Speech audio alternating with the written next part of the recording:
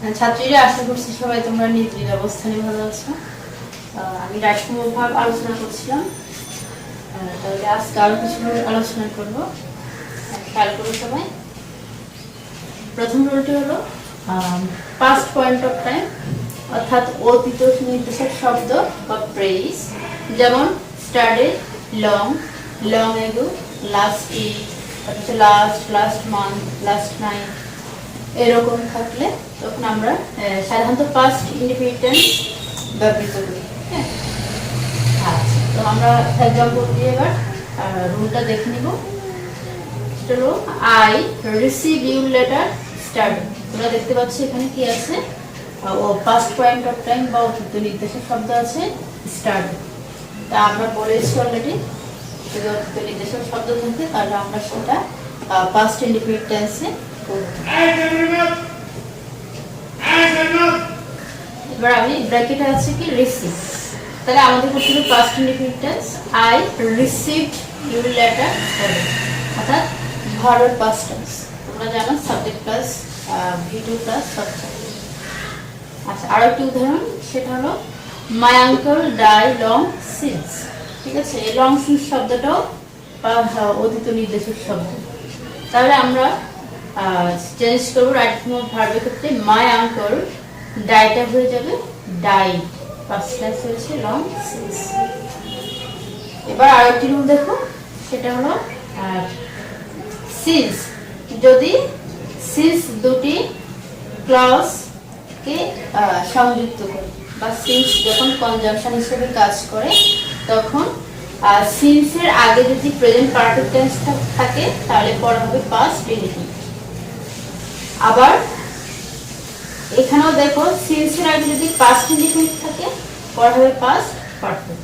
তোমাদেরকে জিনিসটি খুব ভালো করে খেয়াল করতে হবে। আমি আবার বলছি, প্রেজেন্ট পারফেক্ট থাকলে সিন্সের আগে পড়া হবে পাস্ট ইনডিফিনিট, আর প্রথমে যদি পাস্ট ইনডিফিনিট থাকে পড়া হবে পাস্ট পারফেক্ট।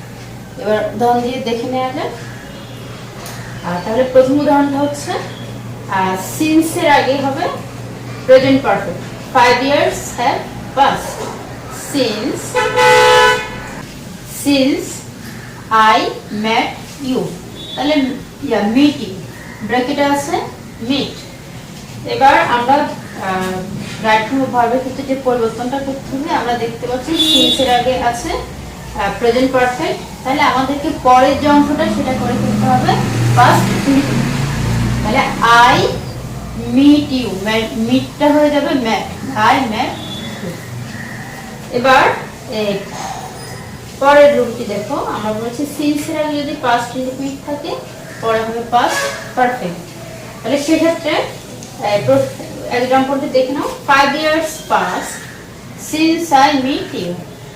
এক্ষেত্রে তাহলে 5 years passed since, যেটা আমরা বলেছি সিন্সের আগে পাস্ট ইনডিফিনিট থাকলে এরপর অংশ আমরা লিখব পাস্ট পারফেক্ট, সেজন্য সিন্সের পরে আই, এরপরে হ্যাড আনতে হবে হ্যাড, মিটটা হয়ে যাবে mat. 5 years passed since I had met। ছাত্রীরা এবার রুলটি দেখো, দুটি সেন্টেন্স বিফোর বা আফটার দ্বারা যুক্ত হলে সেক্ষেত্রে যে রুলগুলো ফলো করতে হবে সেটা হলো বিফোরের ক্ষেত্রে দেখো, বিফোর আগে আছে পাস্ট পারফেক্ট এবং বিফোরের পর আছে পাস্ট ইনডিফিনিট, অর্থাৎ বিফোরের আগে হবে অবশ্যই পাস্ট পারফেক্ট এবং পরে হবে পাস্ট ইনডিফিনিট। এবার আমরা উদাহরণ দিয়ে আমাদের রুলটা দেখে নিই। The patient died before the doctor কেম। তাহলে আমরা রাইট ফর্ম অফ ভার্ব করার ক্ষেত্রে যেটা খেয়াল করতে হবে, দ্য পেশেন্ট আমরা বলেছি বিফোর আগে পাস্ট পারফেক্ট, সেজন্য দ্য পেশেন্টের পর আমি একটা হ্যাড, এরপরে ভার্বে PP, the patient had died before the doctor came. এরপরটি দেখো, I complete my work before you come. এখানে কমপ্লিট এবং কাম এই দুই জায়গায় কি আছে, ব্র্যাকেট আছে। তাহলে তোমরা জানো যে বিফোর আগে হবে পাস্ট পারফেক্ট, তা আমরা পাস্ট পারফেক্ট করে নিলাম, I had completed my work. আর বিফোর এর পর হবে past indefinite, before you came, come came come, সবাই জানো। আচ্ছা, এবার আফটার দিয়ে যে রুলটি সেটা একটু ভালো করে খেয়াল করো। সেটা হলো আপনার আগে হবে পাস্ট ইনডেফিনিট এবং পরে হবে পাস্ট পারফেক্ট।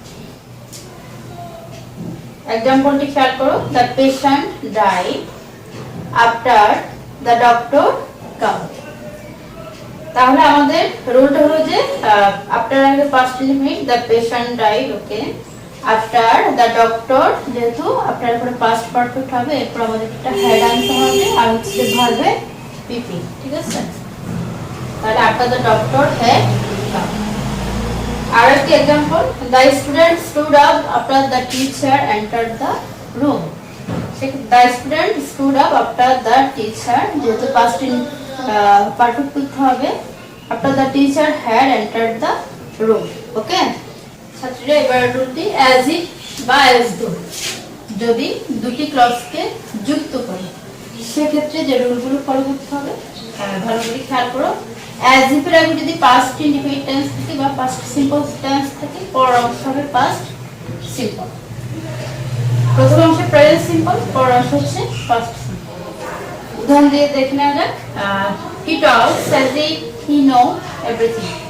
তাহলে এখানে ব্র্যাকেটে আছে নো, তাহলে হি টক্স অ্যাজ ইফ হি, আমরা জানি যে প্রথম অংশে পাস্ট সিম্পল টেন্স এবং পরের অংশে তাহলে আমরা প্রেজেন্ট সিম্পল টেন্স প্রথম অংশে, পরের অংশে আমরা লিখবো পাস্ট সিম্পল। সেজন্য নোটা হয়ে যাবে নিউ, হি নিউ এভরিথিং।